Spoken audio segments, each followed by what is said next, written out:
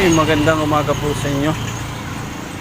Ako po ay nakarating ng Pasay City Alliance Church ng alas 7:10 ng umaga para kausapin ang ating volunteer lay pastor sa area para sa kanyang evangelism ministry that our foundation supporting on the ground.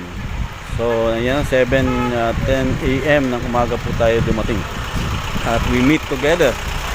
Pakinggan po natin ang kanyang testimony. But before that, na-meet ko po sa kaninang umaga ang dalawang pastor sa Manila para bigyan din ng financial assistance para sa evangelism nila. Pakinggan po natin ang testimony ni Kuya Delpin. Magandang umaga po sa mga kapatiran. Ako po si Pastor Delpin de la Cruz.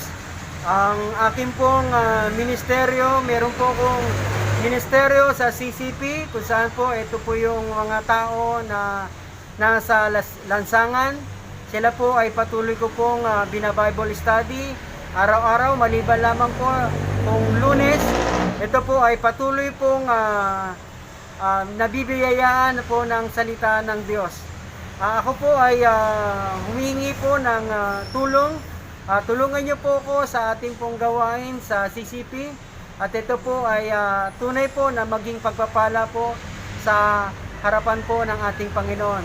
Salamat po sa habag na patuloy niyo pong akong sinusuportahan sa 10 pamilya na ipinagkaloob niyo po sa akin at ito po ay aking pong iingatan. Salamat po sa lahat po ng tulong na patuloy niyo pong ibinibigay po sa akin. Marami pong salamat.